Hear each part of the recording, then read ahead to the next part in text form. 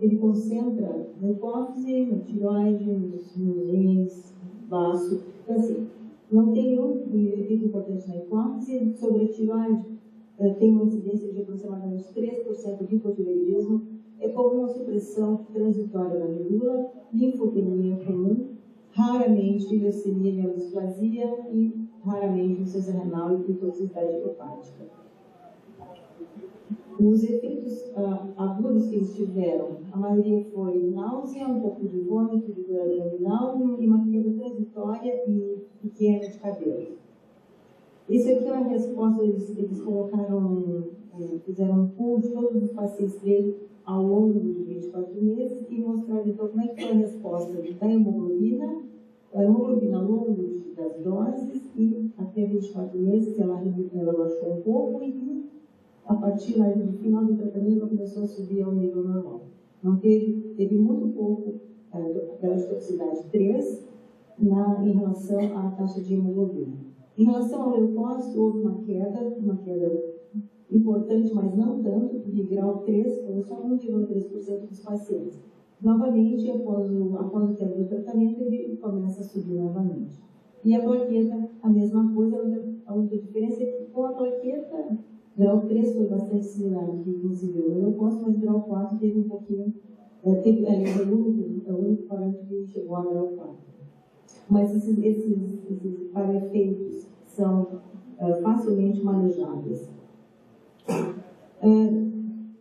Complicações, então, graves. Eles tiveram 2 pacientes com insuficiência renal, um deles já tinha doença renal prévia. Tiveram 3 insuficiências hepáticas, sendo que 2 foi só transitória e eles seguiram o tratamento só com redução da dose pela metade.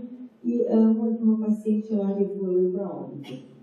Também tiveram 4 mielodisplasias, sendo que uma delas existiu uma associação com quimioterapia prévia, apesar de ser com uma diferença de 2 anos do teste. As outras não tinham relação com quimioterapia. Bom, fatores então de remissão ou progressão. Fatores de remissão, alta concentração do apoptídeo do teste dos tumores, menor massa tumoral e um Karnofsky alto. Esses são assim, os que se pontuaram como os mais importantes. E em 2006 nós começamos o teste no Brasil. Tá? Então, nós seguimos o protocolo de Rotterdam. Nós fizemos, então, entre os ciclos de terapia, nós pedimos uma avaliação laboratorial para ver como é que está a série hematológica, a função renal e hepática, e seguimos a determinar o tratamento com as 4 doses. Na avaliação do resultado, ressonância e tomografia nas 6 semanas, 3, 6 e 12 meses, utilizando os critérios SWOG para avaliação. Pedimos também cintilografia com análogas somatostatina aos 6 e ou 12 meses, marcadores tumorais, ou seja, aquele que o paciente tinha alterado no início, hemoglobina, e por isso aí a gente fazia a nossa avaliação de resposta. Esse aqui é o resultado de outubro de 2006 a maio de 2012, 68 pacientes, no total de 236 doses, 60 pacientes que a gente chama do protocolo gastroendopatriático, 5 fora do protocolo. Esse fora do protocolo significa paciente com uma doença hepática muito avançada, paciente com estado geral não muito bom. Então, esses são os chamados fora do protocolo. E aqui 3 que não eram gastroendopatriáticos, que nesse aqui entram procromocitoma, paralioma, por exemplo. Destes 60, nós temos um follow-up de pelo menos 3 meses de 53, um paciente desistiu e 3 estão em tratamento. Isso aqui só para ter, apesar de ser antiquado, essa nomenclatura aqui, a maioria dos nossos pacientes, então, é do 4-Buds, mais de pâncreas.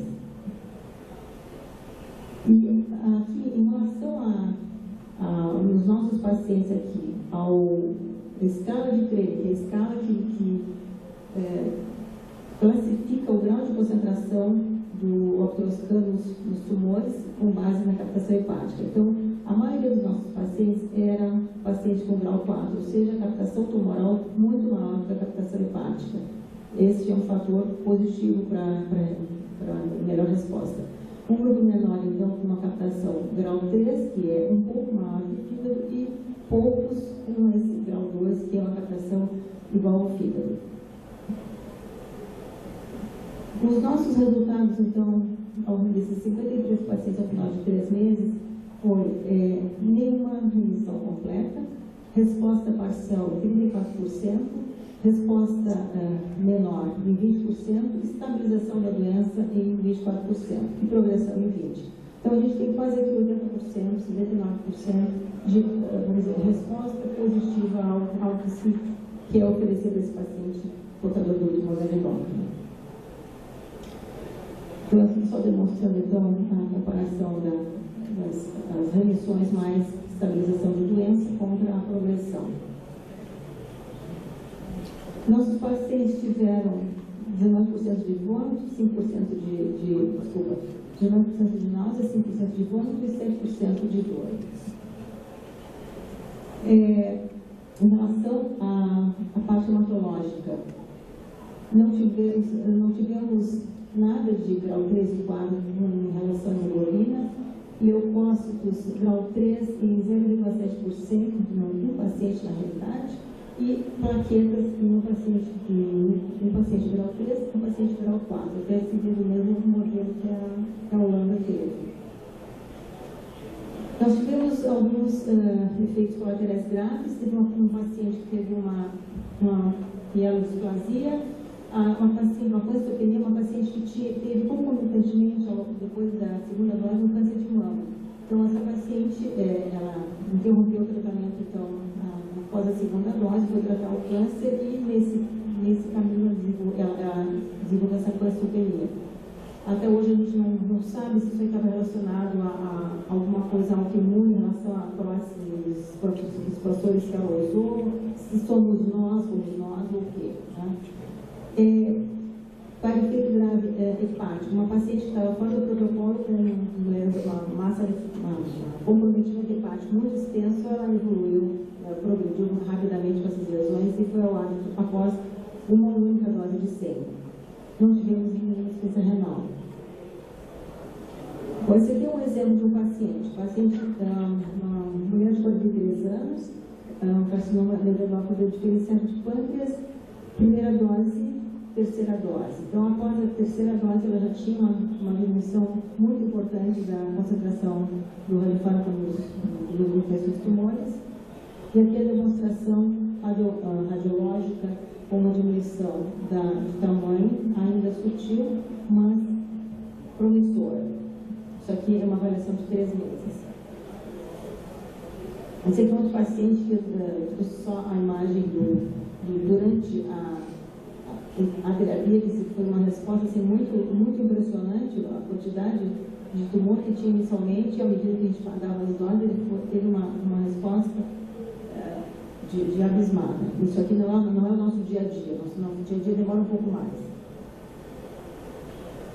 Um outro paciente, um rapaz de 20 anos, tumor neurológico de pâncreas e metástases hepáticas. Então, esse aqui era o apteoscano pré, com essas várias lesões metastáticas, e após um ano após terapia, uma regressão do grau e de tamanho de várias lesões, até desaparecimento de algumas. E aqui, então, deixa eu ver se a gente não chama aqui. Mas aqui tem algumas lesões no pré-tratamento que tem essa melhora no pós-tratamento, mais uma lesão aqui que também tem diminuição.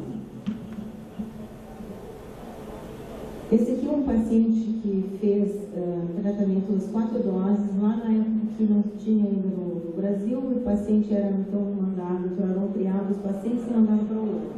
Esse paciente era um carcinoma de reto, diagnosticado em novembro de 2001, 42 anos. Foi para a terapia, recebeu 800 miliquiris entre novembro de 2001 até até novembro de 2002. Fez a cintilografia, uma das cintilografias pós-tratamento, então em 2004, tudo bem, uma ótima resposta, uma resposta completa. Esse paciente depois, em 2006, essa aqui é a mesma cintilografia daquela resposta completa, que em 2006 ele volta eu não sei se dá para enxergar aí, mas assim, novas lesões então na pelve. Então, levou 4 anos, tempo de progressão, 4 anos, teve essa recidiva. Ele resolveu então voltar, nós resolvemos fazer nova aplicação, fizemos a quinta e a sexta doses, as duas de 200, no total de dose acumulada até agora 1.200. Esse paciente, então, com aquela arterioscópio para a lesão lá embaixo, depois de feito o teste, a gente encontra várias outras lesões que não eram vistas no arterioscópio. Tem que lembrar que a captação com o arterioscópio, com o teste, é 3 vezes maior que a captação com o arterioscópio. Então, não é infrequente a gente fazer a dose, fazer a cintilografia com as doses e ter a surpresa de coisas novas. Então, esse era o caso. Então, ele tinha lesões novas, e aí fizemos as 2 doses. Após a segunda dose, ele já tinha tido uma resposta muito boa. Tá? Esse paciente aqui, esse segundo tratamento, durou mais ou menos 2 anos e meio, se eu não me engano nada. Durou 2 anos e ele novamente recidivou. Tá? Então, uma coisa que a gente vê, assim, o retratamento é uma coisa factível se o paciente está com uma condição adequada de reserva de medula, função renal preservada, dá para se fazer, só que a resposta tende a ser também mais curta. E 50% dos pacientes não respondem nesse segundo tratamento. A nossa experiência dos retratamentos, os poucos que a gente fez, que foram 3, se eu não estou enganada, tiveram resposta, mas resposta mais curta do que o primeiro grupo. Tá? Então, se pesa, se vale a pena, o que mais tem de terapia para tentar, tá? Mas é uma coisa que é viável. Bom, a perspectiva para o futuro é tornar a terapia mais eficiente. O que se pode fazer?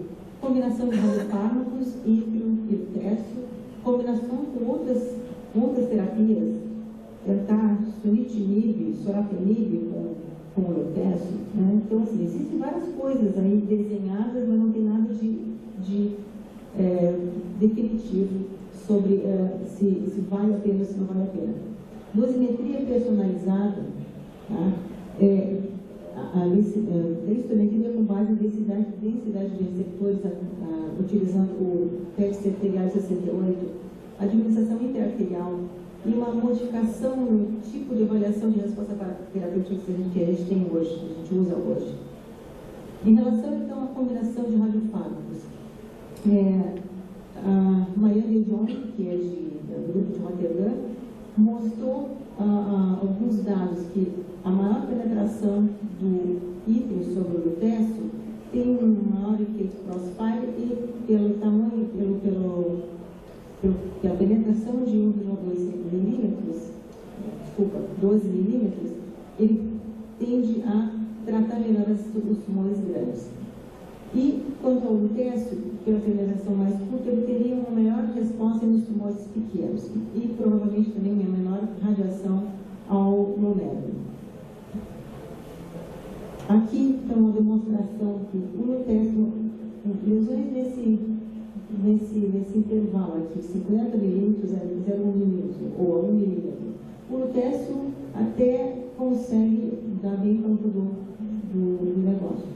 Aqui com o ítrio, à medida que a lesão vai ficando diminuindo, a energia absorvida pela lesão baixa demais. Então, ítrio para lesões pequenas não vale a pena mesmo. E aqui o trabalho que a Marion ainda fez com ratos mostrou aqui. Ítrio sozinho